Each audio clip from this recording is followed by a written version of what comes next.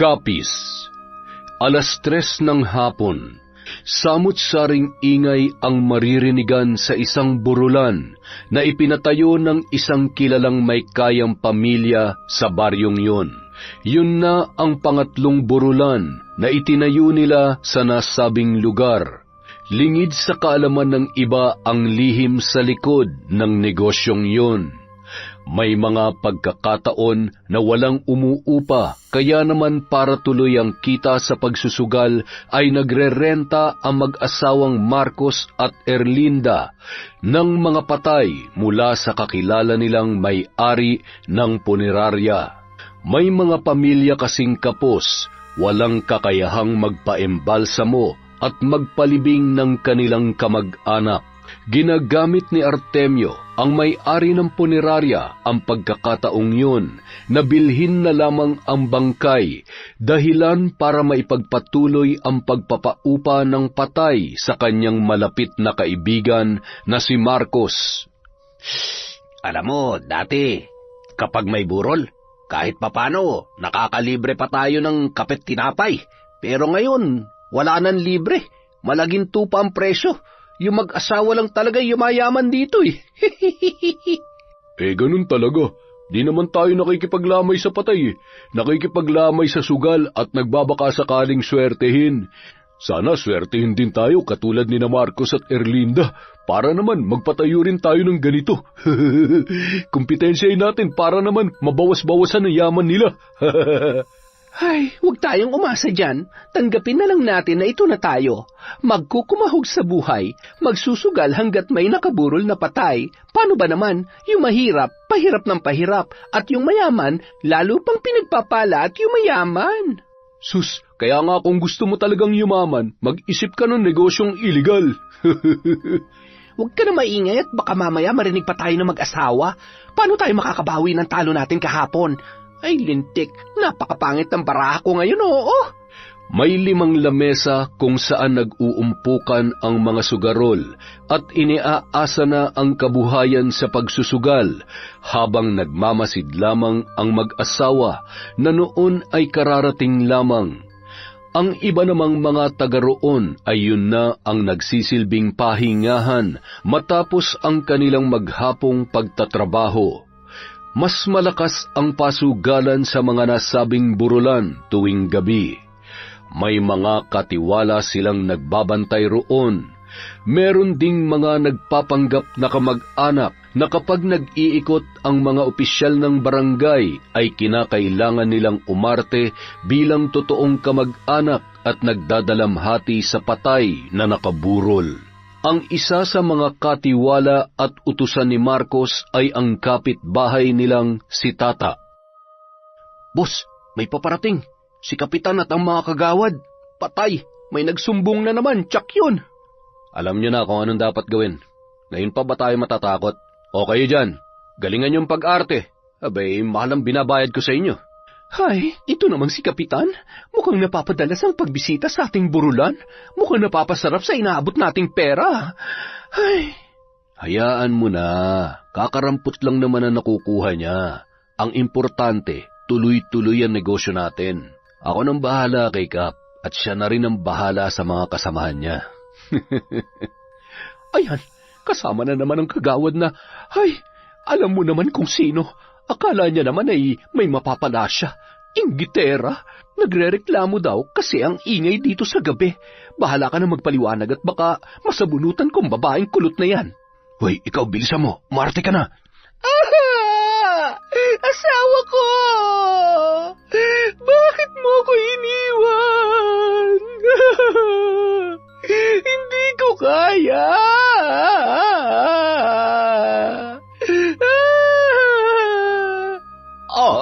Tingnan ninyo. Hindi ka na naawa, kagawad, Beng. Pambihira ka naman talaga, oh. Ay, nako. Sigurado akong umaarte lamang yan. Mahigit 2 linggo na yata yan dito ay hindi pa nalilibing. Mukhang palabas lang nila ang mga lintik na burulan para malaya makapagsugal. Kapitan naman, hindi tayo pwede magpauto sa mga yan. Ay, kumalma ka lamang. Mahirap mambintang. Alam mo namang malaki ang ambag na mag-asawang yan dito sa baryo natin. ikaw talaga, oo. Siya, dito na lamang kayo. Ako na ang bahalang kumausap sa kanila. Magandang hapon po sa inyo, Kapitan. May problema po ba? Meron. Marami nang nakakahalata dito sa burulan mo. Pambihira naman, oo. Kapag nagkataon ay mapipilitan akong... Kap, mukhang walang laman ang bulsa mo ngayon Magkano bang kailangan natin? Mamaya pupuntahan kita sa bahay mo. Sa tingin ko ay kailangan natin mag-usap ng masinsinan para naman maayos natin ang mga bagay-bagay. Siya. Basta yung ingay sa gabi ay medyo iwasan at mainit ng ulo ni Kagawad Beng. Kilala mo naman yan. Bagamat nag-iisa sa buhay ay talaga namang mainitin ang ulo. O paano? Aalis na kami. Hihintayin kita mamaya, ha? Yung pangako mo sa akin, ha? Malinaw, Kap. Salamat. Small things. Pera lang naman ang katapat mo At agad nang umalis ang mga opisyal ng barangay. Patago namang nanggagalaiti si Kagawad Beng dahil hindi siya naniniwala sa palabas na mag-asawa at alam niya rin na kinukonsinti yun ng kanilang kapitan. Kinagabihan, matapos umikot at makuha ang pera sa kani-kanilang katiwala ay umuwi na sila sa kanilang bahay sakay ng kanilang kotse. Si Tata ang nagmamaneho noon. Dumaan muna sila sa bahay ni Kapitan.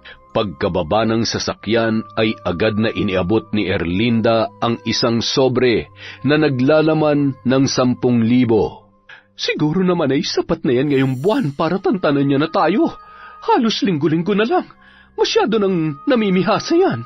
Ay nako, huwag na mainit ang ulo mo, misis. Ako nang bahala. Dito ka lang, ha? Saglit lang ako. Ay, teka. Abutan mo nga ako ng isang malaking bote ng alak dyan. Ayan. Huwag ka magtatagal, ha? Siguradong nagugutom ng anak natin sa kahihintay sa ating dalawa. Pati ako ay inaantok na rin. Nasa may tarangkahan pa lamang ay natanawan na ni Kapitan si Marcos na noon ay may hawak na alak at sobre. Napangisi na yon at nakaramdam ng tuwa, lalo na't alam niya kung ano ang nakapaloob sa sobreng yon. Marcos, ano yan? Abat, masyado naman yata malaki yan. Mukhang mapapalaban yata ako sa inuman at gagapang papuntang higaan na. Kumusta? Ano ngatin? Para sa'yo lang to, Kapitan, pampatulog. Sa susunod na tayo mag-inuman at nagmamadali na si Mrs. Ginabi na rin kasi kami. Siya nga pala, Kap. Salamat kanina, ha. Eto, tanggapin mo sana to. Basta ikaw na ang bahala sa kanila, ha. Kapag malaki ang kinita, mas malaki rin ang iaabot ko sa'yo sa susunod. Ayos. Aba, mukhang malaki-laki to, ha. Sige, ako nang bahala. Basta mag-iingat kayo, ha. Mahirap na kung makarating pang issue yan sa mga kapulisan o di kaya ay sa mga karating na baryo. Masisira ang pangalan ko at hindi pwede yun. Kapag ako napatalsik sa pwesto, malamang sa malamang, apektado rin yung negosyo mo. Huwag kayong mag-alala, Kap. Magdodoble ingat kami. Paano? Hanggang sa uulitin, ha? At naghihintay si Mrs. sa kotse. Alam mo naman yun. Siya, sige. Mag-iingat kayo. Kumusta mo na lamang ako sa kanya? Ayos. Makapal na ulit ang pitaka ko. Abat, ang lulutong pa. Kulay asul. Kapag sinuswerte ka nga naman, oo. Hinatid pa ng Kapitan si Marcos hanggang sa tarangkahan at isinara niya yon habang nakatanaw sa lalaki na noon ay papunta kung saan nakaparada ang kanilang sasakyan. Agad na ring umalis ang sinasakyan na mag-asawa at bumiyahe ng 5 minuto pauwi sa kanilang bahay. Pagdating doon ay palinga-linga si Tata na animoy mayroong hinahanap. Ta, anong sinisilip-silip mo? May kailangan ka ba? Kung wala ay makakauwi ka na. Nang pumasok sila sa kanilang bahay, nagulat sila nang wala pa doon ang kanilang anak. Pambihira naman yung anak mo. Napapadalas ng pag-uwi nang wala sa oras, ha. Baka mamaya ay may iba ng kinalolokohan yan. Pagsabihan mo at hindi na ako natuto, ha. Huwag ka mong sayangin ang buhay niya sa pagbabarkada. Pag may nangyari masama sa kanya, hindi siya tutulungan ng mga yon. Hamot pagsasabihan ko, huwag ka na magalit. Malay mo, namili lang ng mga gamit. Hindi ba't binigyan mo siya ng pang-shopping kagabi? Siya, mabuti naman kung nagsha-shopping nga lang. Huwag lang mapapariwara at ang masaklap, matulad sa iba dyan na nabubuntis na maaga. Ay naku, malabong mangyari yan. Wala namang naikukwento ang anak mo. Nag-aaral naman siya ng maayos. Mataas ang marka at sigurado ko na wala pa siyang boyfriend. Maya-maya lamang, nagsitahulan na at sumalubong ang mga alagang aso ni Irma sa kanya.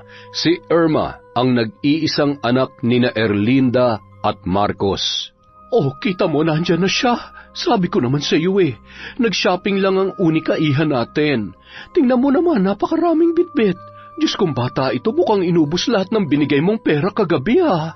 Hayaan mo siya, basta ayusin niya lang ang pag-aaral niya. Lahat naman ng pinagpapaguran natin ay para sa kanya. Mommy, Daddy! Sorry po, ginabi ako. Namili po kasi ako ng mga bagong damit at sapatos. Patingin nga kami ng mami mo kung ano-ano ang mga yan. Huwag na po, Daddy. Ano po kasi, sandali lang po. Ihingi na po kasi ako. Ipapakita ko na lang po sa inyo kapag sinukat ko na mamaya. Ay, napakaswerte talaga ng anak natin. Nung panahon natin ay lahat ng mabibili natin ay kailangan muna nating paghirapan ng husto. Kaya nga. At yun ang ayaw kong pagdaanan niya. Basta susunod siya sa patakaran ko. Hanggat nag-aaral pa, wag muna magbo-boyfriend. At kung sakali man, dapat tiyakin niyang yung mabibigyan siya na maayos na buhay. Ay, siguro naman hindi siya papatol sa kung sino-sino lang. Sayang naman ang ganda at talino niya kung... Mami, Daddy, kain na po tayo. Nagugutom na po ako at... inaantok na rin ako. Maaga po ang pasok ko bukas At agad naman naghapunan ang mag-anak.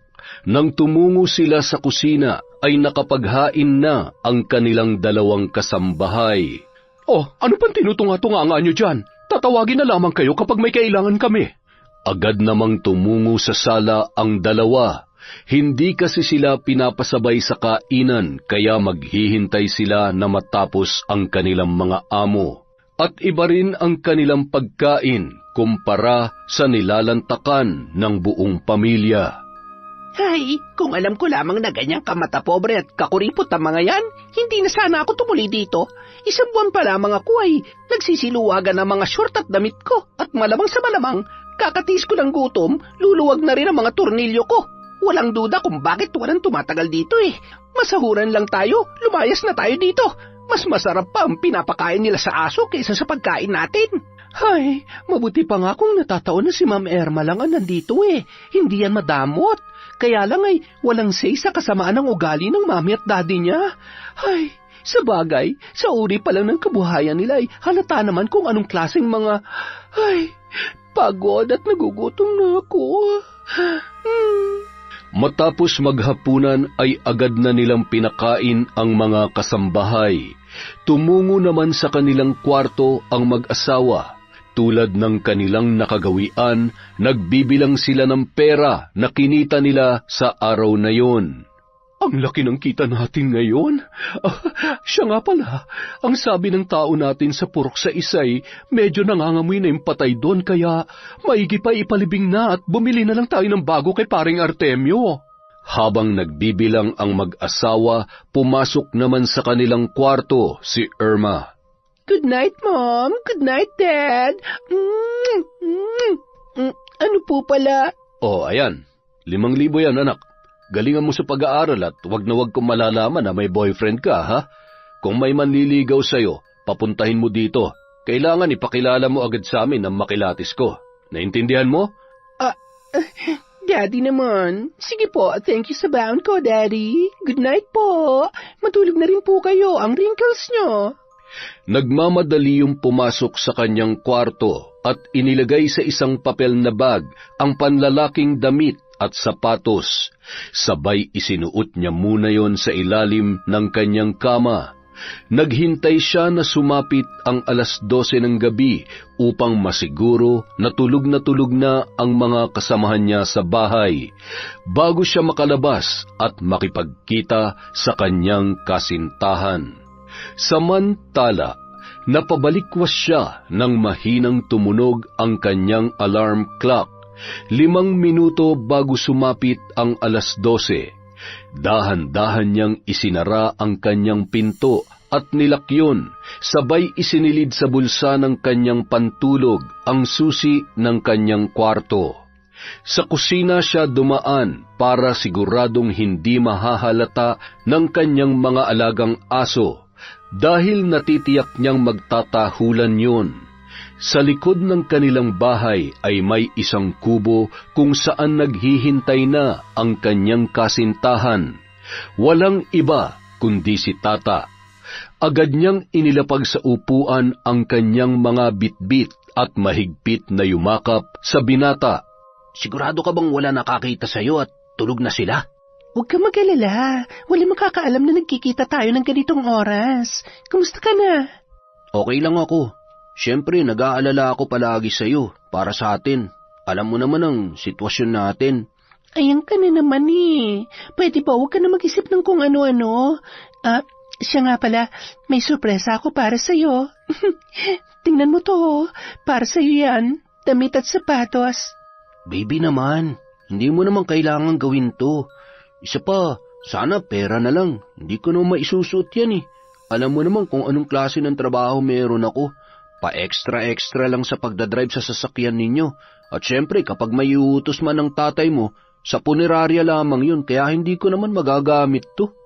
Ay, akin na nga yan kung ayaw mo. Sana pala hindi na lang ako nagpagabi para bilhin ang mga to.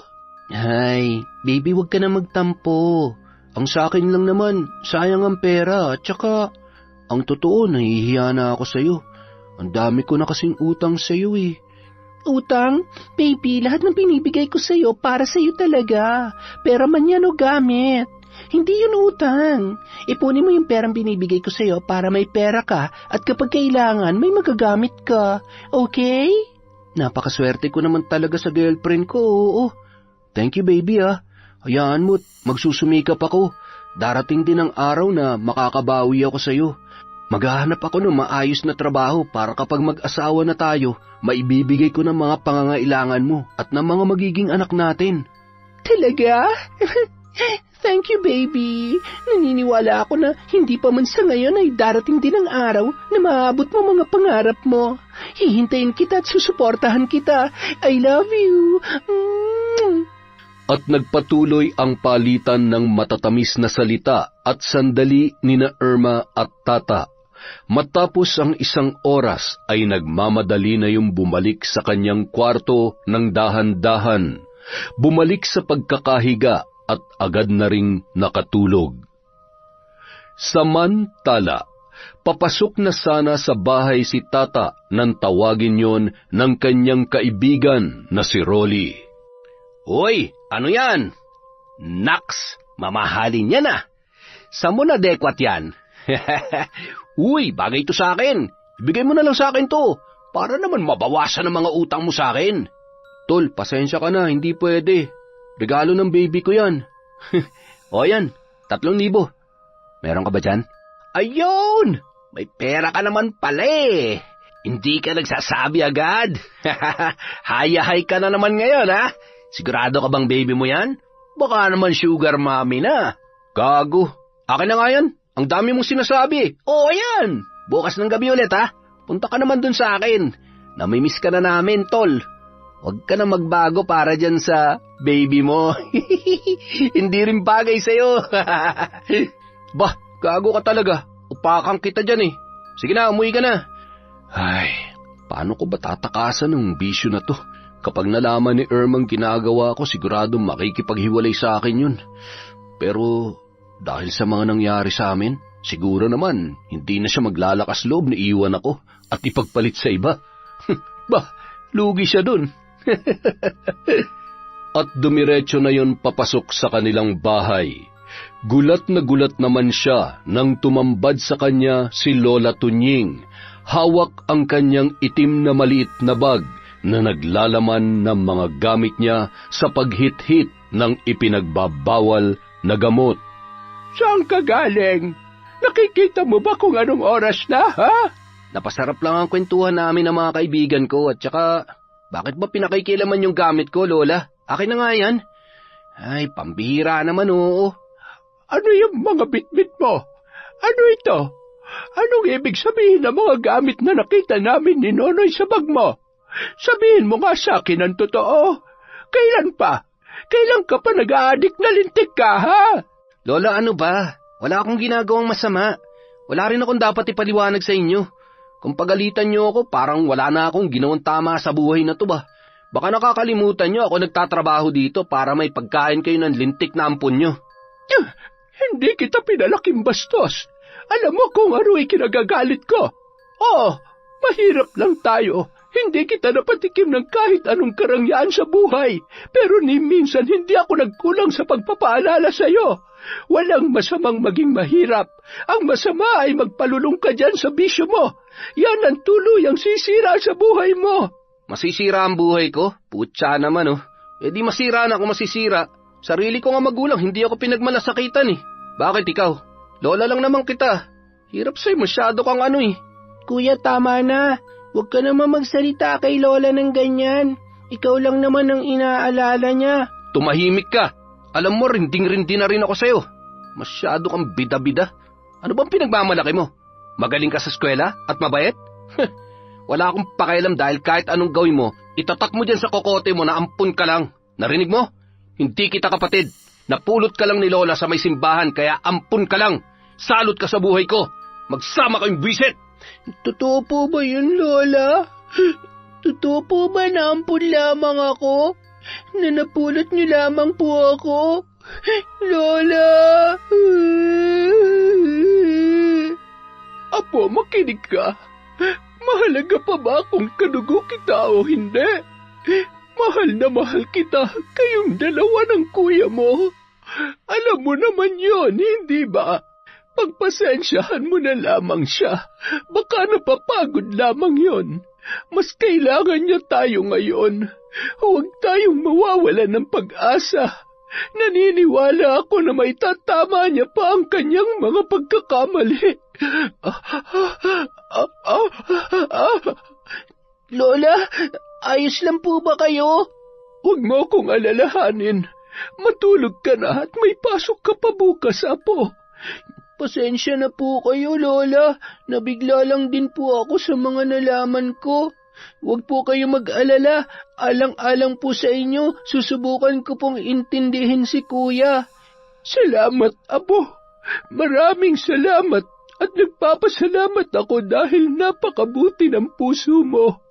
Mahal na mahal ka ni Lola, Apo, ha? Mahal na mahal ko rin po kayo, Lola. Dumiretso na ang matanda sa kanyang silid. Samantala, nagmamadali namang tumungo si Nonoy sa kusina. Pumasok yon sa kwarto ng kanyang lola, dala ang isang basong tubig. Hinimas pa ang buhok ng matanda at inalalayan sa paghiga. Nakangiting sinundan ng tingin ni Lola Tunying ang binatilyo habang naglalakad palabas sa kanyang kwarto. Makalipas ang 3 buwan, patuloy pa rin ang lihim na pagkikita ni na Irma at Tata. Wala ding kaalam-alam ang dalaga tungkol sa bisyo ng binata. Gayunpaman, sinusubukan nitong umiwas kaya kahit papaano ay nalilimitahan nito ang paggamit ng ipinagbabawal na gamot. Hanggang isang araw, walang pasok si Irma dahil araw ng Sabado. Ramdam niya ang labis na pagkahilo kaya naman pinili niya na lamang na mahiga kesa bumangon at maglakad-lakad sa labas katulad ng kanyang nakagawian. Samantala, sa may garahehan ng kanilang sasakyan, abala si Tata sa paglilinis ng kotse ng kanyang amo at nagkakape naman sa balkonahe ang mag-asawang sina Marcos at Erlinda. habang pinagmamasdan ang binata. Alam mo, asawa ko, yang si tata, sayang gwapo siya at masipag din naman. Sayang lang dahil hindi siya nabigyan ng pagkakataon na makapag-aral. Siguro kung nakapagtapos yan, maayos ang buhay niya ngayon. Hayaan mo siya, ganun talaga, kanya-kanyang kapalaran ng buhay. Yung mga katulad niya, kontento na sa ganyan. Sarili lang ang kayang buhayin at hindi na nangangahas magkapamilya. Kawawa lang ang magiging anak niyan. Tapos, ang alam ko, gumagamit pa yan ng ipinagbabawal na gamot. Ano? Seryoso ka ba? Oo, marunong akong kumilatis na mga ganyan. Halata naman sa kilos at pangangatawan. At saka, ilang beses ko na rin nakita yan na kasama yung mga bantog na adik dyan sa sentro. Ay, naku, alam kaya ng kanyang lola? O baka naman kinukonsinti o hindi naman kaya ay hindi na mapagsabihan dahil si tata ang bumubuhay sa kanila ng isa niya pang apo. Ay naku. Walang mararating ang mga taong ganyan. Diyan naiikot ang buhay nila, magtrabaho para sa bisyo. Ilang sandali lamang, pinilit ng bumangon ni Irma dahil nararamdaman niya na ang pangangasim ng kanyang sikmura. Nang bumangon yon ay diretso sa kanyang banyo at doon ay hindi na napigilan ang pagsuka. Hawak ang kanyang sikmura at sinabayan pa yon ng pandidilim ng kanyang paningin. Habang nasa labas ng banyo ang dalawang kasambahay ay nagkatinginan sila na animoy iisa ang iniisip ng mga sandaling yun. Patay! Ay, buhay! Lagot, mukhang nagbunga ng pagtatagong paglabas-labas niya sa hating gabi.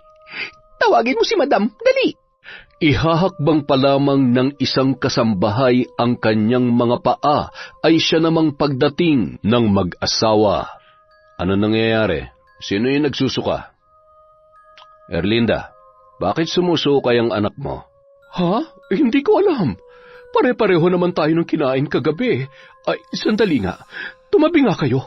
Asikasuhin yung mga trabaho nyo. Bilis! Anak, ayos ka lang ba? Okay lang po ako, Mami. Nahihilo po ako. Nandidilim po ang... Marcos, bilisan mo ang anak natin. Buhatin mo siya. Ay, Diyos ko. Irma! Irma, ano ba nangyayari sa batang ito? Matapos pahigain at haplasan ng kung ano-anong maanghang na pamahid sa tiyan si Irma, ay nanumbalik ang kapulahan ng labi ng dalaga. Tulog na tulog pa yon ng mga oras na yon. Nakahawak sa baba at palakad-lakad si Marcos habang pinagmamasdan ang hubog ng katawan ng kanyang anak. Samantala, patuloy naman sa paghihilot si Erlinda sa kamay ng kanyang anak na dalaga. Naghihinala na siya sa kalagayan ni Irma habang pinagmamasdan ang dibdib nito at ang pagbabago sa katawan ng kanyang anak. Habang mayat-maya namang tinitingnan niya ang kanyang asawang si Marcos na hindi pa rin mapakali. Sa ekspresyon ng mukha ng kanyang asawa ay nababatid na ni Erlinda ang mangyayari kung sakali mang magkatotoo ang kanyang kutob. Makalipas ang ilang oras, nagising na ang kanilang anak. Mommy? Daddy? Ano po nangyari? Buti naman at gising ka na. Irma, kilala mo ako. Ayaw na ayaw ko sa lahat ay yung nagsisinungaling. Alam mo, lahat-lahat binibigay namin sa'yo. Sobra-sobra pa sa gusto at pangangailangan mo. Ngayon, tatanungin kita. Ibigay mo sa akin ang totoong sagot na kailangan ko. Marcos, baka naman pwedeng wag mo na ngayon. Dahil... Dahil ano? O baka naman magkasabot na kayong dalawa. May alam ka ba sa nangyayari sa kanya? Ay, siyempre wala. Ano ka ba naman? Ano bang tinutukoy mo? Huwag mo naman tinatakot ang anak natin. Mommy, Daddy, sorry. Ang totoo, buntis po ako. Buntis po ako. Ay, Sinasabi ko na nga ba malandi kang bata ka, mapapatay kita! Daddy, please! Aray ko! Nasasaktan po ako! Maawa po kayo sa baby ko! Bitiwan mo ang anak natin. Hindi mo ba narinig?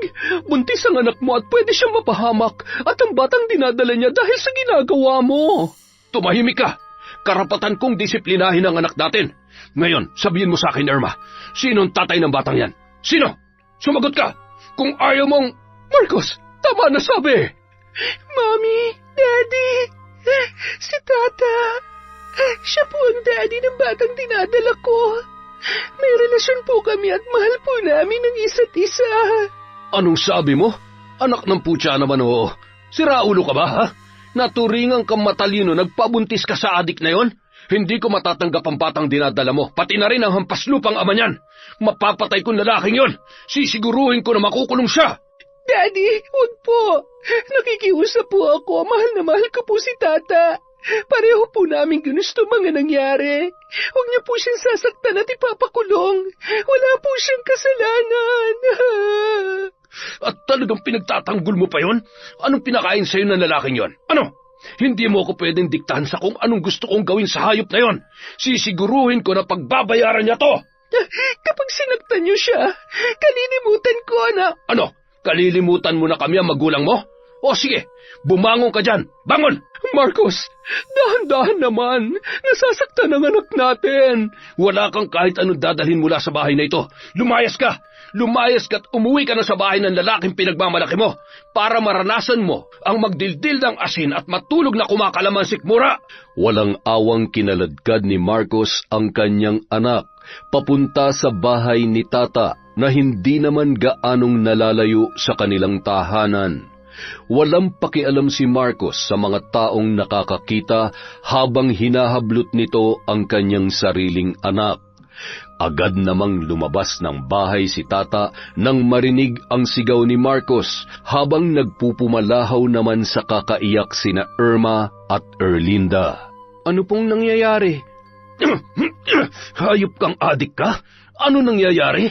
Pinagkatiwalaan kita tapos aahasin mo ang anak ko? Ngayon panindigan mo ang batang dinadala niya at siguruhin mo na mabibigay mo ang buhay na nararapat para sa kanya. Pero ni katiting na tulong mula sa akin, wala kayong mahihita. Dahil wala ka ng trabaho, sinisisante na kita. Ano nangyayari dito? Bakit mo sinasaktan ang apo ko? Bakit nandito kayo? Yang adik mong apon, tanungin mo kung anong ginawa niya sa anak ko. Tandaan mo to, Tata. Hindi pa tayo tapos. Halika na, Erlinda. Umuwi na tayo. Irma, anak, huwag ka mag-alala. Kakausapin ko ang... Erlinda! Nariyan na! Diyos ko! Marcos! Marcos! Hindi ka ba naaawa sa anak natin? Talaga bang hahayaan mo na lang ang anak mo sa mga hampas lupang yon? Marcos! Ano ba?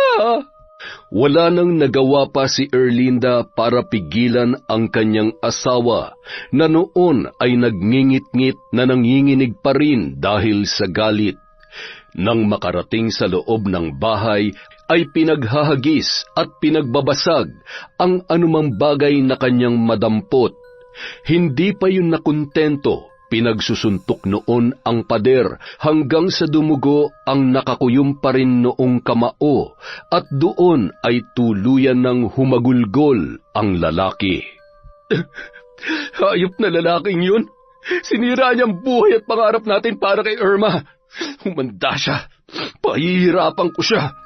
Marcos, tama na. Isipin mo na lang ang anak natin. Ano na lang ang mangyayari sa kanya kung tuluyan na nating hahayaan si Irma sa poder nila? Mapapahamak lamang siya. Hindi ko kakayanin kapag may nangyari masama sa aking anak. Wag na wag kang gagawa ng labag sa kagustuhan ko.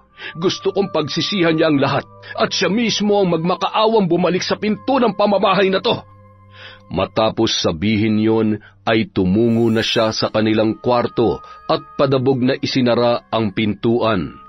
Patuloy naman sa paghagulhol si Erlinda na hindi malaman ang gagawin para muling maayos ang problema ng kanilang pamilya.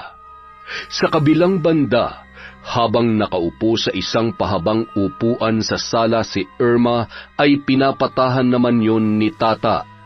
Yakap-yakap habang hinahaplos ang likod nito at hinahawi ang buhok. Agad namang kumuha ng tubig si Lola Tunying at iniabot yon sa dalaga. Uminom ka muna ng tubig, Iha. Huwag ka nang umiyak at makakasama lamang dyan sa batang nasa sinapupunan mo. Hindi rin masusolusyonan ang problema niyo sa pag-iyak. Ginusto niyo yan, hindi ba? Ay, ngayon, magiging magulang na rin kayo. Hindi lamang mga sarili niyo ang uunahin niyo, kundi ang kapakanan ng magiging anak ninyo. Ikaw, Tata, responsibilidad mo mag-inang yan. Pilitin mong magsumika para sa kanila. Huwag mo na kaming intindihin ni Nonoy at kami na ang bahalang dumiskarte para sa amin. Huwag mo lamang pababayaan ang mag-ina mo. Ngayong nandito siya sa pamamahay natin ay kargo natin kung ano ang mangyari sa kanya. Huwag kayong mag-alala. Sa abot ng aking makakaya ay tutulungan ko kayo.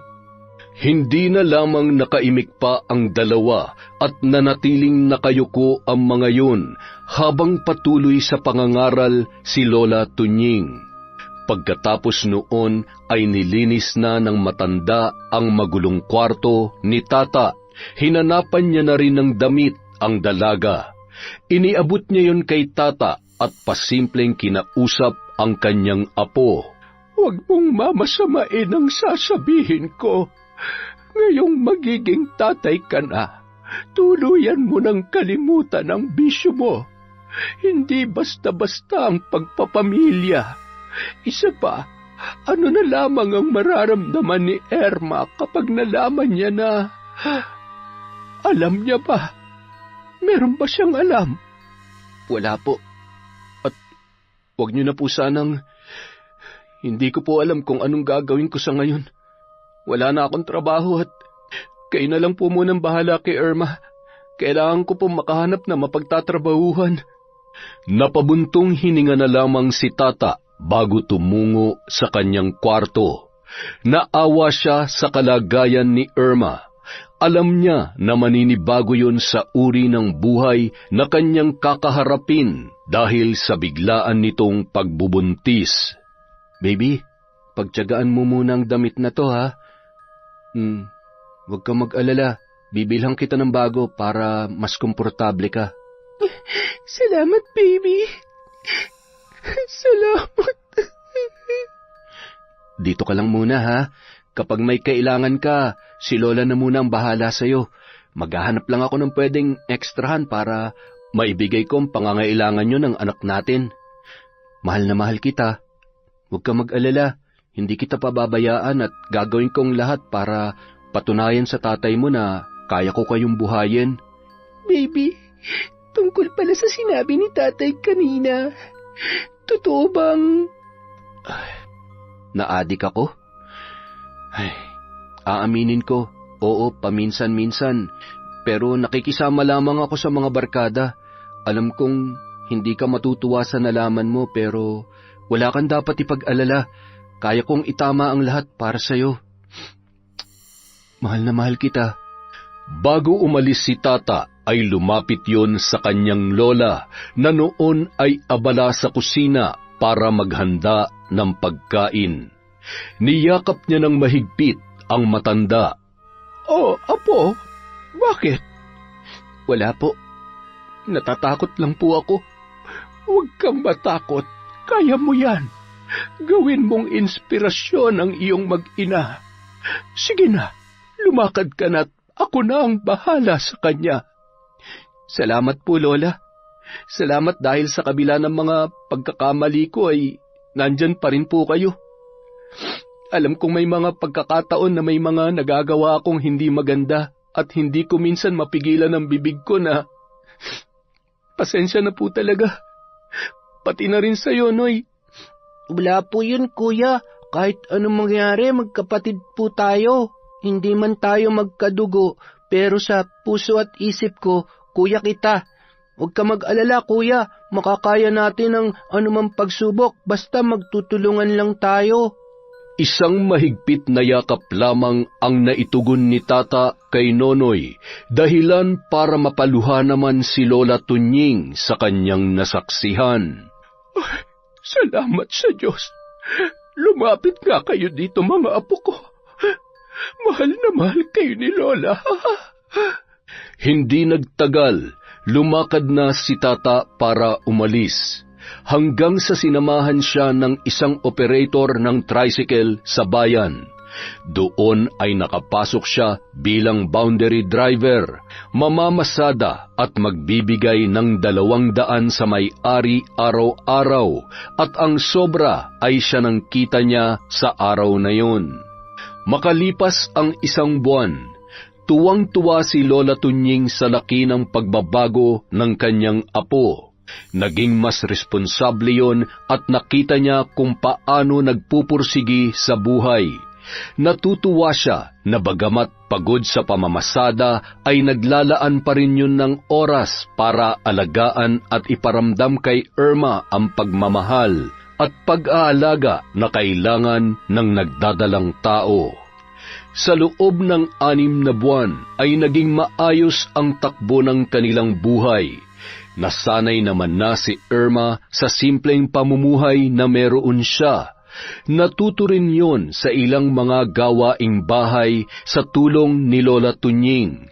Kung paano naging masaya at kontento si Irma sa bago niyang buhay, ay siya namang dobleng galit na nararamdaman ng kanyang mga magulang sa kanya at lalong-lalo na kay Tata. Isang gabi, matapos maihatid ang huling pasahero, ay nagpasya ng gumarahe si Tata. Sa daan papauwi ay bigla na lamang siyang pinara at pinagtulong-tulungan ng 5 kalalakihan. Hindi ka na makakauwi ng buhay sa inyo. Maawa kayo sa akin. Tama na.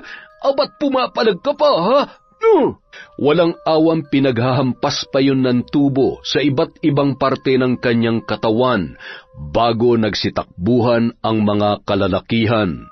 Buti na lamang ay nadaanan yon ng mga kasamahan niyang kapwa tricycle driver na siyang tumulong na maiuwi si Tata sa bahay. Nang makarating siya sa kanila, ay nagsisigaw ang isang lalaki sa labas na humihingi ng saklolo. Naririnig naman nila ang hiyaw ni Tata na animoy namimilipit sa sakit. Agad namang lumabas ng bahay si Lola Tunying, Nonoy at Irma na hindi makapaniwala sa kanilang nakita. Anong nangyari sa apo ko? Tata, Diyos ko, ang dami niyang dugo. Nonoy, bilisan mo. Tulungan mo siyang buhatin ang kuya mo. Buti na lang hot, nadaanan namin siya. Tinambangan ho ng mga kalalakihan at pinagtulong-tulungan po siya. Hindi naman po siya napuruhan sa ulo, kaya lang mukhang nabali ang buto niya sa paa. Paano po? Uuwi na rin po kami at baka nag-aalala ng misis ko. Maraming salamat sa inyo, iho. Pagpalain kayo nawa ng Diyos. Lola, kailangan natin siyang dalhin sa ospital. Huwag. Ayos lang ako. Wala tayong pera para sa... Baby, gumising ka! Tata! Napakahayop ng kung sino mang may gawa nito sa kanya. Nagtatrabaho ng maayos ang apo ko. Marahil hindi niya nakinaya ang sakit. Dahil sa kursong nursing, may kaalaman si Irma sa pagbibigay ng pangunahing lunas at malaking tulong yon upang umayos ang lagay ni Tata. Nang magkamalay ay iniinda pa rin niya ang kanyang nabaling buto sa paa.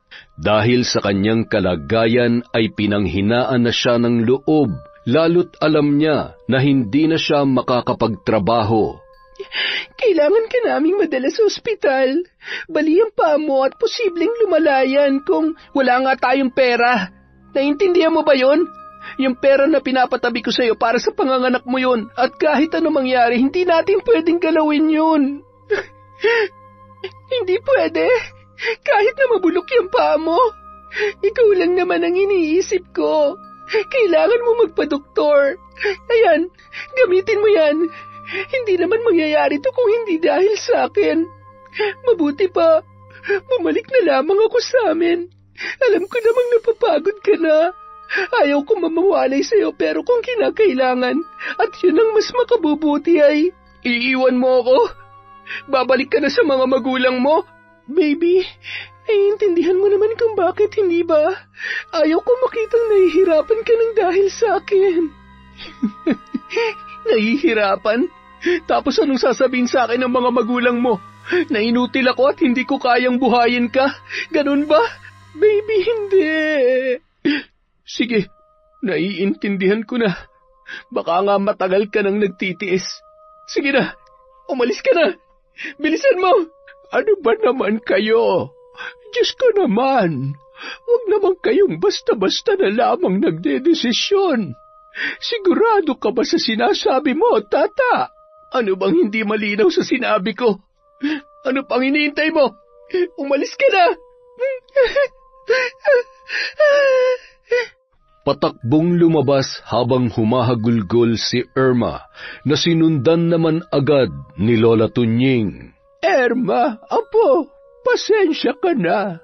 Naiintindihan mo naman siguro kung bakit niya nasabi ang mga yon. Kung gusto mo talagang bumalik sa mga magulang mo'y wala naman akong magagawa para pigilan ka. Isa pa, hindi ko maibibigay ang pangangailangan mo. Habang nag-uusap sina Lola Tunying at Irma sa tapat ng tarangkahan ng bahay na mag-asawang Marcos at Erlinda, ay siya namang dating ng mga yun. Inihinto ang sasakyan at bumaba. Anong ginagawa niyo sa tapat ng pamamahay ko, ha? Ano, Irma? Siguro nagugutom ka na sa poder ng mga hampas lupang yan. Hindi ba yan ang buhay na gusto mo?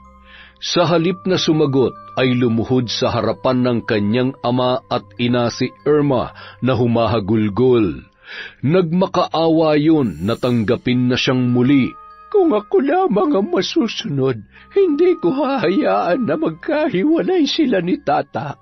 Kaya lamang ay nadisgrasya ang apo ko at wala kaming pakialam kung anong nangyari sa apo mo. Buhay man siya o patay, ay ano naman ngayon? Karma niya lamang yun sa pagsira ng pamilya namin at pagsira niya sa buhay at pangarap namin para kay Irma. Tumayo ka nga dyan, anak. Ngayong bumalik ka na sa amin, hinding-hindi ka na makikita pa ng inutil niyang apo.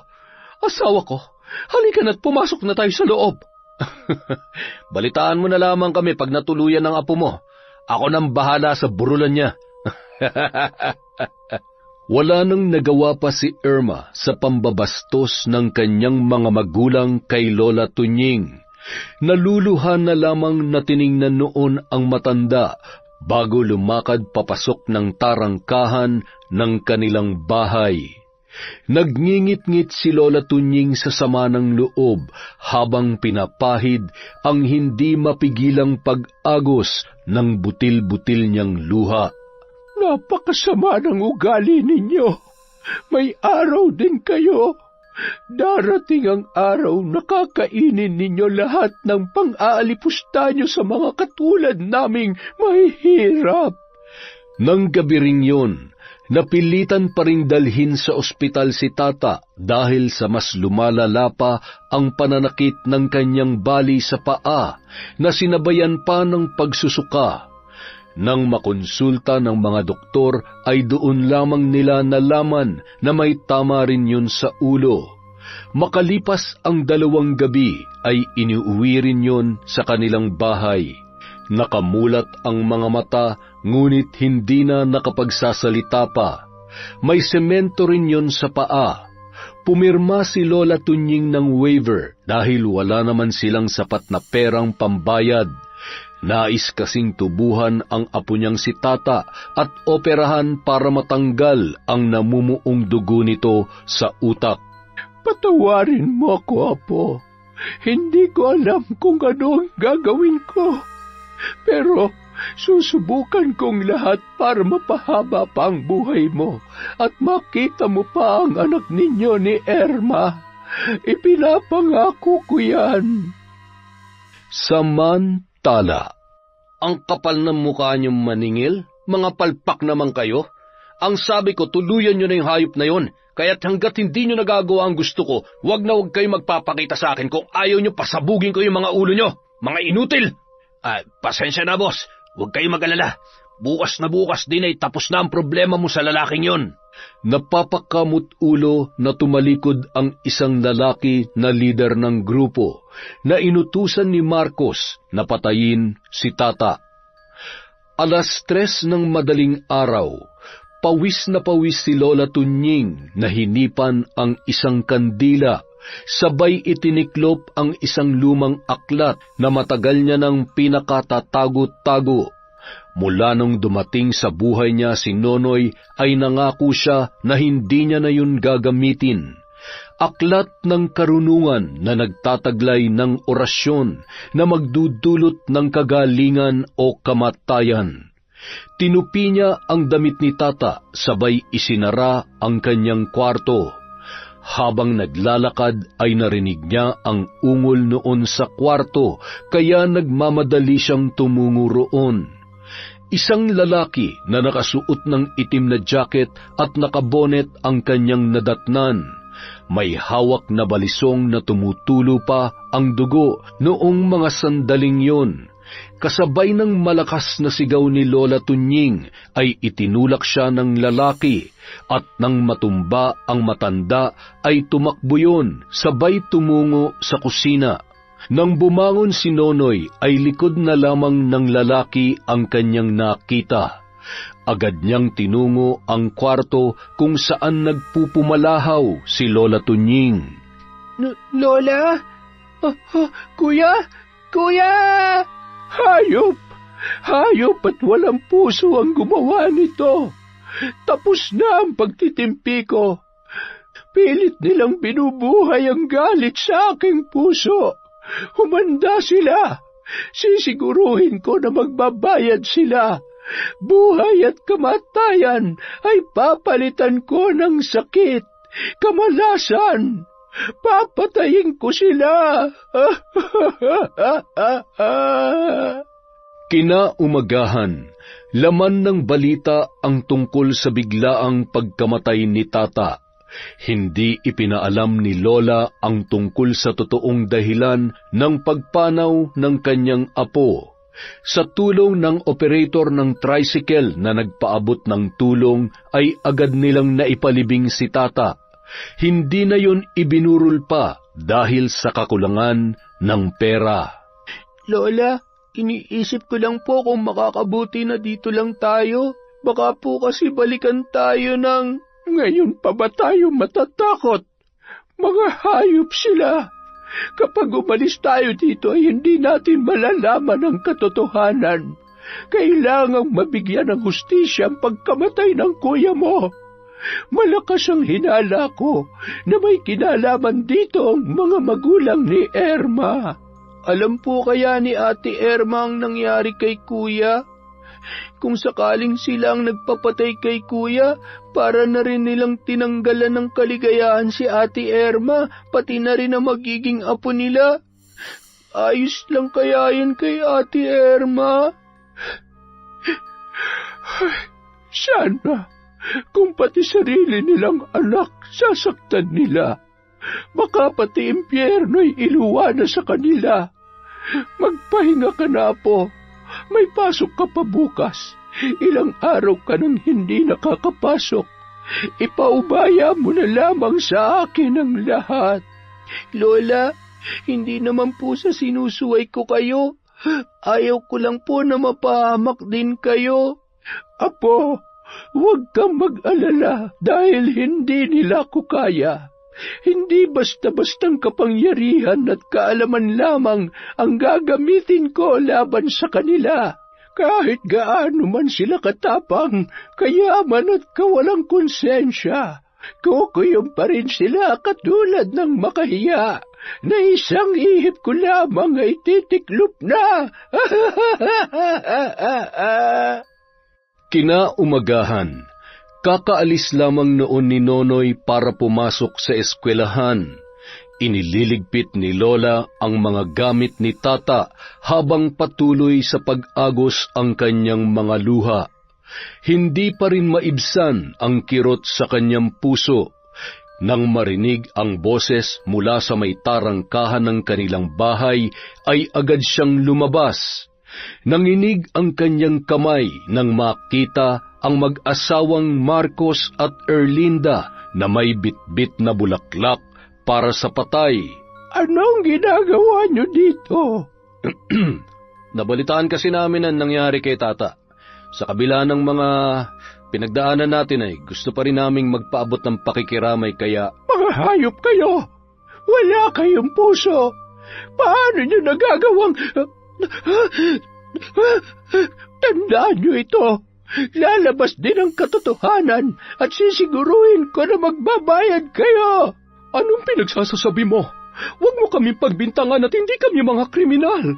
Baka nakakalimutan mong adik ang apo nyo, kaya malamang sa malamang mga kapwa niya lang din ang tumira sa kanya. Halika na, Marcos. Nagsasayang lamang tayo ng oras dito. Nagmamalasakit ka na nga ay minamasama pa ng hampas lupang matandang ito ang ginagawa mo. Dahil sa ginawa ng mag-asawa, ay lalo lamang nadagdagan ang galit na nararamdaman ni Lola Tunying.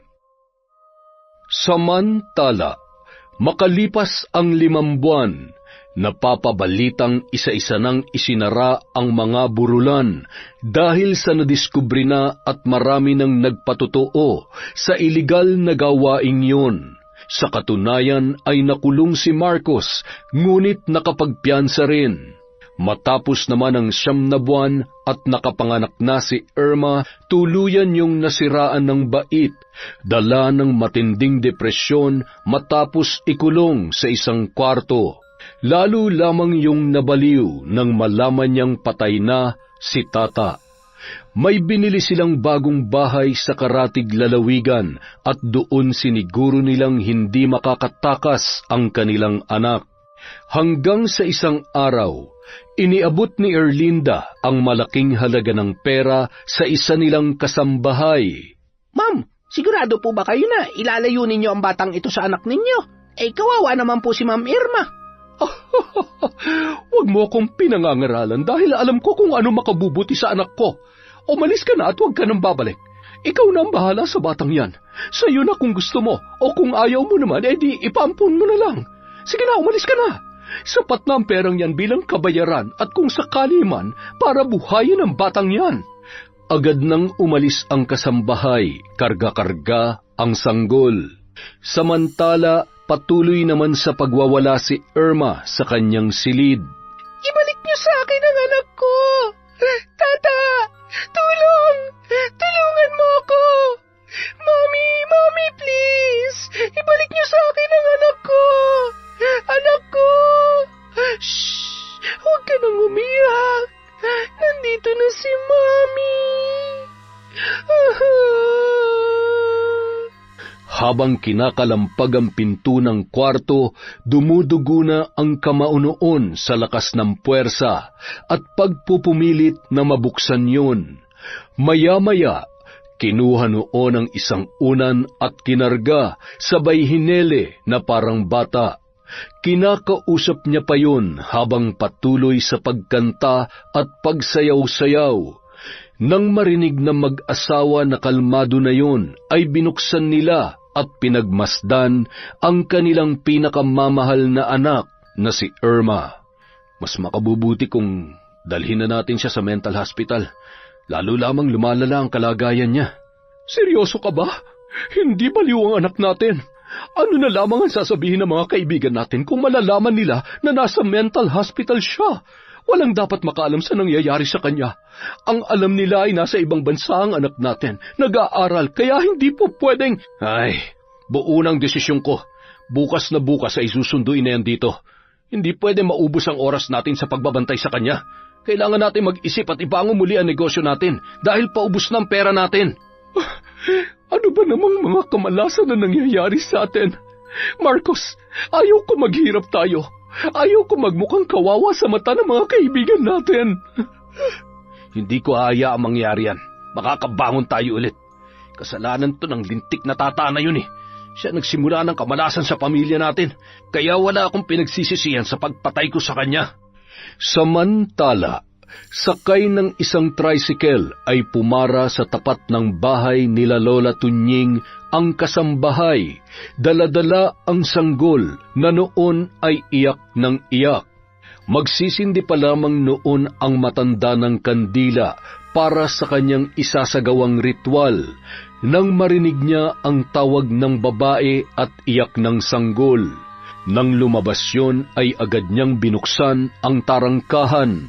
Sino ka? Anong ginagawa mo dito? Bakit may dala kang bata? Lola, kasambahay po ako ng pamilya ni Ma'am Irma. Yung nanay ng batang ito. Hindi ko po kasi alam kung anong gagawin ko sa bata. Kanina pa po ito iyak ng iyak. Binigyan po ako ng malaking halaga ni Ma'am Erlinda para ilayo ang batang ito. Si Ma'am Irma po ay malala na ang kondisyon. Wala na po sa sariling katinuan. Ay, kayo na lamang po ang bahala sa batang ito. Ang aking apo. Mga hayop talaga sila at walang puso. Para ipamigay na lamang ang apo ko na parang aso. Dugot laman din nila ito. Sana'y maging malaya si Irma sa kahayupan nila.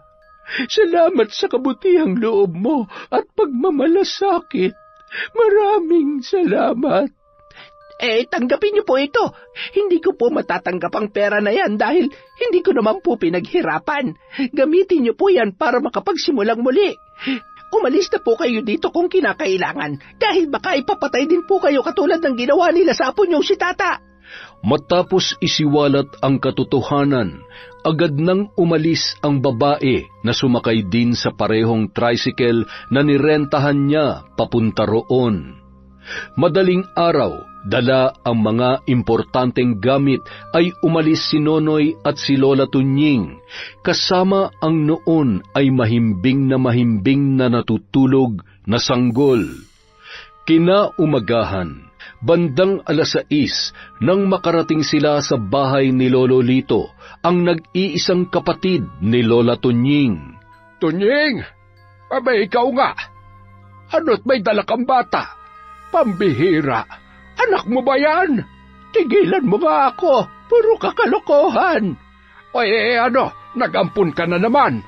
Kargahin mo nga muna at patuloyin mo kami. Nonoy, buhatin mo ang mga gamit at ipasok mo sa loob ng bahay. Ang dami niya na. Ano ba nangyari? Magbabakasyon ba kayo o dito na kami titira? Kami ng mga apo ko. Ano? Hindi mo man lang ba ako tatanungin kung papayag ako? Hindi kita binibigyan ng karapatan na tumanggi. Huwag ka mag-alala. May pera ako at hindi kami magiging pabigat sa'yo. Isa pa, sa pagkakatanda ko ay minana pa natin ang bahay na ito sa mga magulang natin. Kaya hindi mo pwedeng ipagkait ang napakalaking bahay na ito sa akin. Sinabi mo may magagawa pa ba ako? Mano po, Lolo? Salamat. Kaawaan ka ng Diyos, Apo. Binatang-binata ka na. Teka, kanino bang anak ito? At nasaan si Tata? Anak po yan ni Kuya Tata. Lolo, wala na po si Kuya. Patay na po siya. Ilang buwan na rin po ang nakakalipas. Ano? Sus Mariosep, ano nangyari? Biktima ng walang pusong magulang ng nobya niya. Ipinapatay nila si Tata. Pinagkaitan nila ng pagkakataon na makita man lamang niya ang batang yan. Hindi ko akalain na may mga ganoong klase ng tao. Pero ngayon, malaya ko nang maipaghihiganti ang kanyang pagkamatay. Abay, dapat lamang. Patikimin mo na malupit na barang ang mga hinayupak na yon para naman magtanda at mabigyan ng katarungan si Tata. Huminahon ka, yung puso mo. Baka mauna ka pa sa kanila. Nang sumunod na gabi, habang umiinom ng alak si Marcos ay nakangisi niyang binubuo sa kanyang isipan kung paano muling ibabangon ang kanilang negosyo. Samantala, habang nasa kwarto ay inaalala pa rin ni Erlinda ang kalagayan ng kanyang anak na si Irma na noon ay nasa mental hospital na. Maya-maya, Binuksan niya ang aparador para kunin ang kanyang mga gamit na pinagpaplanuhan niyang ibenta upang may maidagdag sila sa kanilang puhunan. Laking gulat na lamang niya na sa halip na gamit ay biglang gumuho ang napakaraming anay na hindi niya malaman kung saan nagmumula ang mga yon. Oh, hindi ito maaari. Hindi pwedeng masira ang mga bagat mamahaling damit ko. Aray! Sisigaw na sana yon nang biglang nanuyo ang kanyang lalamunan. Napahawak sa kanyang leeg at pilit na lumakad papalabas ng pinto ng kwarto para humingi ng saklolo sa kanyang asawa. Bago pa man makalabas ay malakas na biglang sumara ang pinto kasabay ng pagkamatay ng mga ilaw. Anumang pihit niya ay hindi niya mabuksan yon. Samantala, nung mga oras na yon ay malakas na binibigkas ni Lola Tunying ang mga kahindik-hindik na salita habang hawak ang isang manika na kulay itim. Wala nang mas masarap pa na makita kang nahihirapan, Erlinda. Mararanasan mo ang bangungot sa totoong buhay. Uubusin ko ang lakas sa iyong buong katawan at sariling katinoan. Ikaw mismo ang kikitil sa iyong buhay. Kamatayan na hindi mo matatakasan. Paghihirap at takot na hindi mo na kaya pang takbuhan, Erlinda. Ito na ang hudyat ng gabi ng iyong kamatayan. Yang dila mo mapang-alipusta ay dapat hilahin at sumayad sa katulad sa kung gaano kababa ang tingin mo sa aming pamilya. Katulad nito. Samantala, patuloy sa paggapang si Erlinda, nakalawlaw ang dila at sayad na sayad yun sa sahig. Halos lumuwa na rin ang kanyang mga mata at lumuluha ng dugo. Kasabay ng pagbukas ng ilaw ay nanumbalik ang itsura noon sa normal. Humarap sa salamin sa kanyang napakalaking aparador. Bigla yung nabiyak kasabay ng kanyang pagngisi. Ang ilang parte ay tuluyang nabasag at nahulog sa sahig. Patuloy naman sa paggapang ang nakakapangilabot na mga anay sa buong kwarto. Nililipad ang kurtina sa bintana at kitang-kita ang biglang pagdilim ng kalangitan at pagguhit ng sunod-sunod na kidlat. Dinampot ni Erlinda ang bubog at mahigpit na hinawakan yon.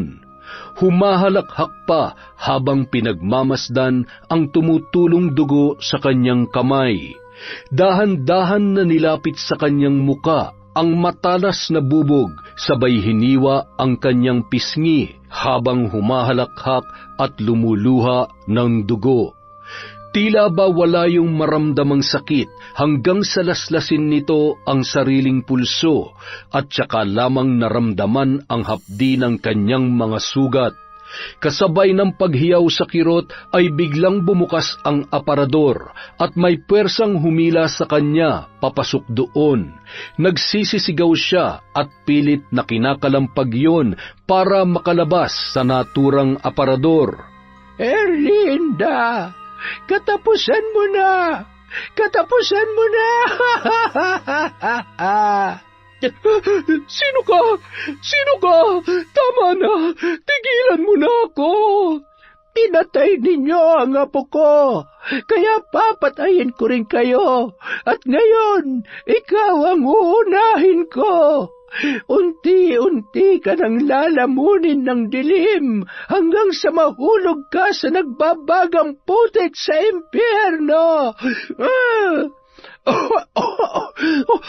Marcos, tulong! Natatarantang binuksan ni Marcos ang pinto, hawak ang mga susi, matapos marinig ang malakas na hiyaw ni Erlinda bago yun malagutan ng hininga. Nang tuluyang mabuksan ang pinto ay kitang-kita niya ang mga bakas ng lupang durug-durog na pinamahayan ng mga anay at ang dumadanak na dugo mula sa aparador. Bigla na lamang bumukas yun at sumambulat ang wala ng buhay na si Erlinda. Ano nangyari? Erlinda, bakit mo ko iniwan? Habang humahagulgol ang lalaki ay nakarinig siya ng sitsit at mahinang bulong sa kanyang tainga. Sa bawat bulong ay napapasigaw siya at naguguluhan hanggang sa napapahawak na siya sa kanyang ulo na gulong-gulo. Pinatay mo siya! Ikaw ang pumatay sa kanya! Hindi! Wala akong pinapatay! Hindi ako natatakot sa'yo! Tumigil ka na! Ikaw naman ang isusunod ko! Ikaw naman! Kung sino ka mang hayop ka, sinisiguro kong hindi mo ako mapapatay! Erlinda, patawarin mo ko! Huwag ka mag-alala! Babalikan kita! Babalikan kita! Kailangan ko lang humingi ng tulong! Pilit na nilalabanan ni Marcos ang magulo niyang isip at ang walang katapusang mga bulong at halakhak sa kanyang tainga habang nagmamaneho papunta sa kanyang kaibigan na si Artemio. Nang makarating ay nababakas ng kaibigan nito ang pagkabahala sa muka ni Marcos. Ano ba nangyayari sa'yo? Anong oras na? Bakit napadalaw ka? Hindi ba't naipasara mo na yung... Kailangan kong tulong mo at ng mga tauhan mo. Patay na si Erlinda. Hindi ko may paliwanag kung ano nangyari. Yung itsura niya at yung mga nangyayari pakiramdam ko. Hindi normal at alaga ng demonyo lang ang kayang gumawa nun. Ako na rin ang isusunod niya. Papatayin niya na rin ako. Kumalma ka nga muna. Umupo ka. Ay, binabarang ka na yata ng mga pamilya ng... Hindi kaya mambabarang yung lola nung manugang na hilaw mo? Pambira naman kasi hindi ka naman nag-iingat eh. Mahirap kalabanin ng mga taong may karunungan sa ganyan. Hindi ka tatantanan nun hanggat hindi ka napapatay. Ay, sinasabi ko sa'yo. Sa tulong ni Artemio, ipinakuha niya sa mga tauhan niya sa punerarya ang bangkay ni Erlinda. Anong gagawin ko? Kung sakaling binabarang nga ako, gagaling pa ba ako, ha? Ay, hindi ko masasagot ang tanong na yan. Noon pa man sinabi ko na sa iyo na walang masamang yumaman, basta walang nasasagasaan. Hindi ka kasi masabihan eh. Pati ako nagkakasala na rin sa ginagawa mo. Aanin mo naman kasi ang sandamakmak na pera kung marami ka namang buhay na maagrabyado. Mabuti pa magpahinga ka muna at tingnan mo nga yung sarili mo. Doon ka sa isang kwarto. Wala bang multo dyan? Mga patayan nandito, hindi multo. At sa sama ng ugali mo, baka multo pa matakot sa iyo eh. Ay nako, hindi ko talaga maintindihan kung paano kita naging kaibigan.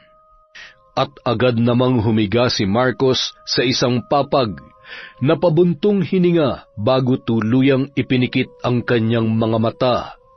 Ilang sandali lamang ay muli niya na namang naramdaman ang kahindik-hindik na pagtawag sa kanyang pangalan.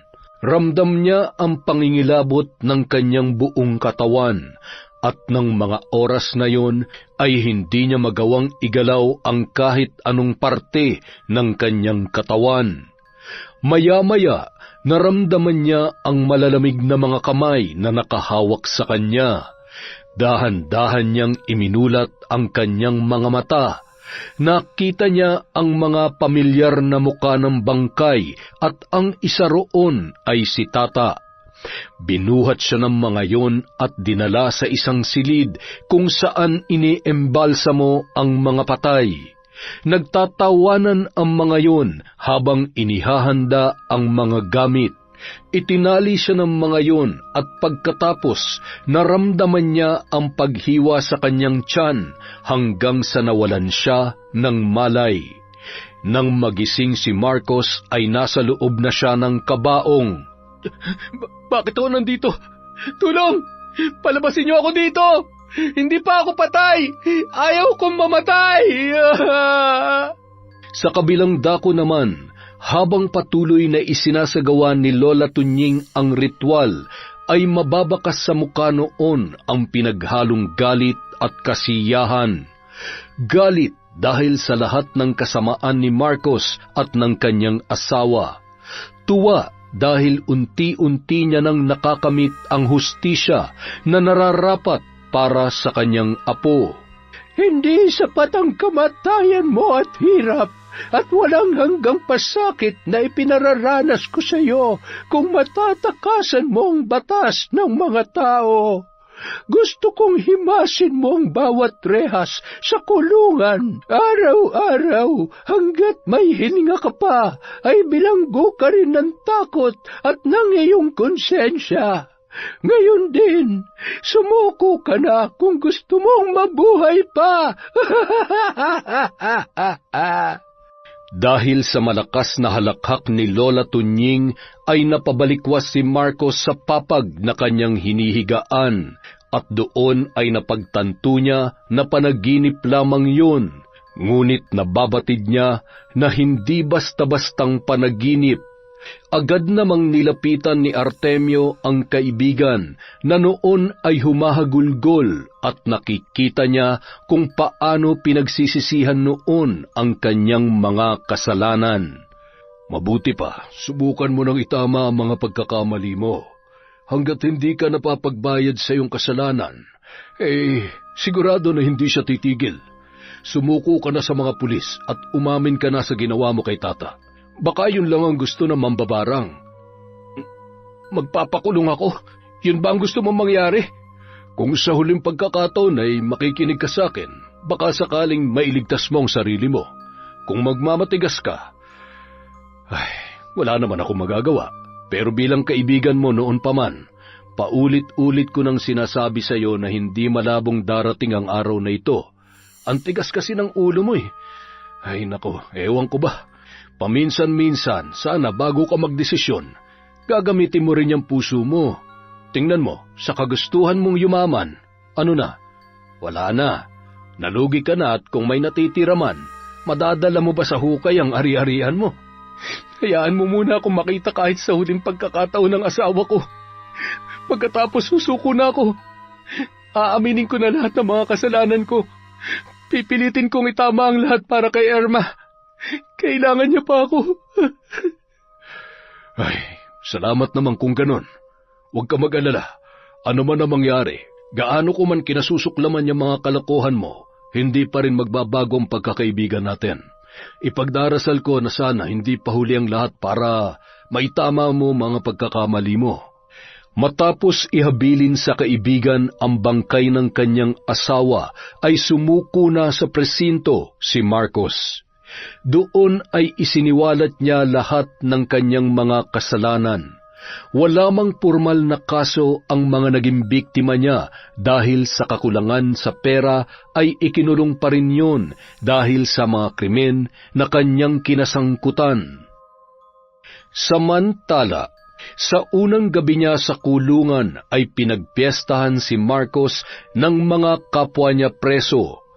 Ni hindi maipagtanggol ang sarili at tinigilan lamang yon nang tuluyan na siyang mawalan ng malay.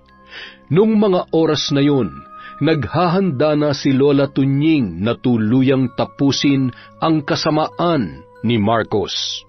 Ngayon ay nararamdaman mo na ang pait at sakit na ginawa mo sa apo kong hayop ka. Hindi ka na naawa.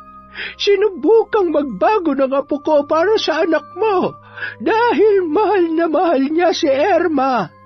Hindi na kayo nakontento. Pati bata na walang kamuwang-muwang ay idinamay ninyo. Ang kikitid ng mga utak niyo. At sa pagkakataong ito, wala na akong ititirang awa para sa iyo. Tatapusin na kita. Kasabay ng mga katagang yun ay ang malakas na pag-iyak ng sanggol na noon ay nasa higaan. Namumula yon sa kakaiyak at nang hawakan ni Nonoy ay agad yung sumigaw sa labis na pag-aalala. Lola, si baby! Inaapoy po ng lagnat!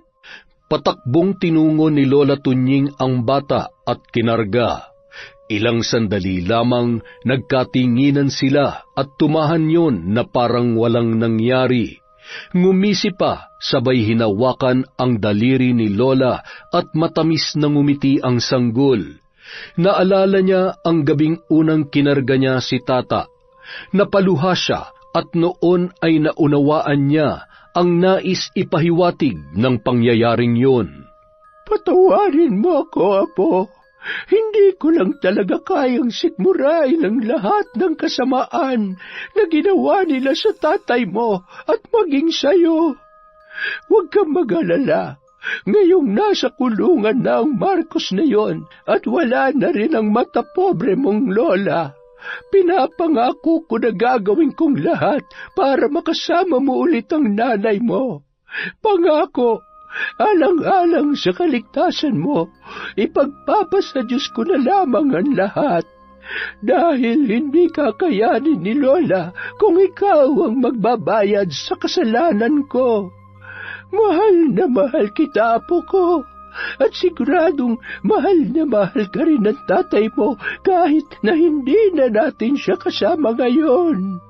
Makalipas ang 1 buwan, patuloy pa rin sa paghahanap sina Lola Tunying at Noynoy mula nang malaman nila na tumakas si Irma sa mental hospital na pinagdalhan sa kanya ng mga magulang. Ipinagpatuloy na rin ni Nonoy ang kanyang pag-aaral. Hanggang isang araw, papatawid noon si Nonoy nang matanawan ang isang babae na patakbo-takbo na animoy may hinahanap. Nakita niyo ba ang anak ko? Hoy, anak ko yan! Ibalik mo sa akin yan! Anak ko yan! Ate Irma, ikaw nga. Diyos ko, bakit nagkaganyan ka na? Sino ka? Ikaw bang kumuha sa anak ko?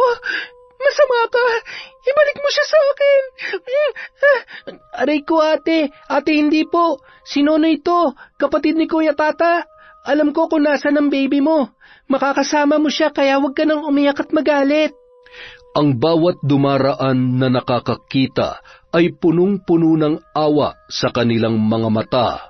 Sa itsura ni Irma ay mababakas ang kaawa-awang pinagdadaanan niya. Isinama na yon pauwi ni Nonoy. Napahagulhol na lamang si Lola Tunying nang makita ang ganoong kalagayan ng dalaga. Ay, Diyos ko, anak. Buti at hindi ka napahamak. Halika, papaliguan na lang muna kita. Umiiyak ka? Nawawala din anak mo? Tubig ba yan? Malamig yan. Malamig. May baby? Naririnig mo yon? Umiiyak yung baby ko. Sandali lang ha, baby ko. Hanapin natin ang baby ko. Magagalit si Tata kapag binabayaan ko siya. Mahal na mahal yung baby namin. Alam mo ba yon? Matapos mapaliguan, dinala ni Lola Tunying si Irma sa kwarto kung saan naroon ang kanyang anak.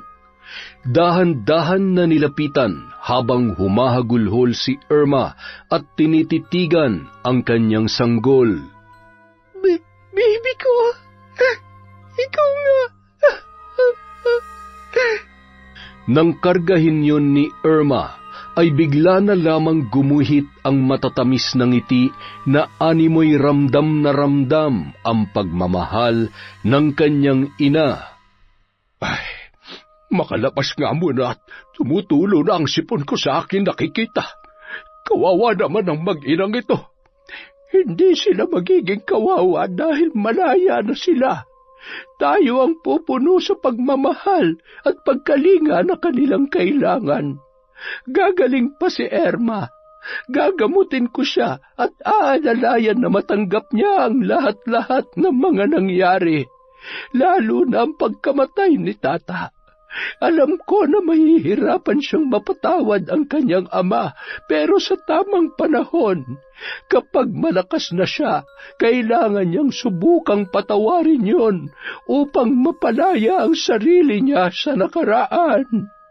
Makalipas ang 3 buwan, Tuluyan nang bumalik sa normal si Irma sa tulong ni Lola Tunying. Unti-unti ay nauunawaan niya ang nangyari, ngunit nakabaon na sa puso't isipan niya ang lahat ng kanyang mga pinagdaanan. Ilang beses kong sinubukan tumakas at magmakaawa kay Mami at kay Daddy pero hindi nila ako pinapakinggan. Sabi nila may sakit ako at kailangan munang magpagamot pero hindi ko alam na ipamimigay nila ang anak namin ni Tata. Hindi ko lang po alam kung paano ko mapapatawad ang sarili ko. Kung hindi dahil sa akin, hindi sana namatay si Tata. At hindi ko mapapatawad ang mga magulang ko. Maaaring hindi ka pa handa, Iha, pero magiging mas magaan ang lahat kung matututo tayo magpatawad. Hindi naman dahil nagpatawad tayo ay nakalimot na tayo sa lahat ng sakit at lamat na iniwan nila dahil hindi naman talaga madali yun. Ang pagpapatawad ay para sa kapayapaan ng puso at isipan mo. Tamang magpatawad, pero hindi na natin kailangan pang maging bahagi sila ng ating buhay. Makalipas ang 5 taon, nang makapag-isip-isip ay napagpasyahan ni Irma na dalawin ang kanyang ama, kasama ang kanyang anak. Irma, anak ko, sino ang batang yan? Nag-asawa ka na ulit? Magaling ka na? Masyado naman ho kayo nag-aalala at maraming tanong. Para naman mahal niyo talaga ako. Hindi niyo po ba naaalala kung bakit ako nabaliw? Kung bakit nalayo sa akin ang anak ko? Ay, pero salamat sa Diyos dahil sa kabila ng lahat. Sa lahat-lahat ng ginawa niyo para maging miserable ang buhay ko at ng mga taong mahal at importante sa akin. Heto, binigyan niya pa rin ako ng pagkakataon na patunayan sa inyo na kaya ko rin palang maging mabuting ina kahit wala akong pera. Hindi pa ako nakapagtapos. Kasi yung totoong pagmamahal hindi ko naranasan yon dahil bukod sa material na bagay at pera, wala na kayong ibang kayang ibigay sa akin. Nagkamali ako. Nabuntis ako. Oo, mali ako doon. Pero kailangan niyo ba talagang ipapatay si Tata? Kailangan ba talagang ilayo niyo sa akin ang anak ko? Wala kayong awa. Wala kayong puso. Hindi ko hinihiling na mapatawad mo ako, anak. Sapat na sa akin na makita kayo ng apo ko. Huwag niyo akong tatawaging anak at wala kayong karapatang tawaging apo siya. Pinapatawad ko na kayo, pero hanggang doon na lamang yon. Patawarin niyo rin ako dahil hindi ko nasunod ang pangarap niyo para sa akin. Salamat pa rin ho dahil tinuruan niyo ako kung paano maging magulang at yun ay ang hindi gawin ang ginawa niyo sa akin sa anak ko. Aalis na rin ho kami. Mag-iingat ho kayo at sana naiintindihan niyo kung bakit hindi ko na kayang ibalik pa ang dati. Sa labas ng kulungan, naghihintay sina Lola Tunying at Lolo Lito. Umiiyak ka na naman. Kaya ayaw kong makita pa ang tatay mo baka biglang hukayin ko yung aklat sa pambabarang sa sobrang gigil ko. Dapat akong pinapasok niyo para naman nakatikim siya ng kamao ko. Sigurado magtatanda siya kapag, ay sus, napakalakas ng hangin. Kumapit ka dito at baka matangay ka. Hey, pambihira. Hindi ka na nga makapatay ng lamok manununtok ka pa. Umuwi na tayo. Mukhang ikaw ang makakaubos ng pasensya ko. Maraming salamat po sa inyo, Lola. Dahil sa inyo naranasan ko na magkaroon ng masayang pamilya. Kahit hindi ko kayo kadugo, walang araw na hindi namin naramdaman ng anak ko ang pagmamahal ninyo. Walang anuman, Apo. Lahat ay gagawin ko para sa inyo. Alang-alang na rin kay Tata. Tingnan mo itong apo ko. Kamukhang kamukha ng tatay niya. Napakagwapo. Bunga ng suporta at pagtutulungan bilang isang pamilya, nakapagtapos ng pag-aaral si Irma at di nagtagal ay naging maayos ang takbo ng kanilang buhay. Masaya, payapa At higit sa lahat, walang inaapakang tao katulad ng mga naging gawi ng kanyang mga magulang na sina Marcos at Erlinda.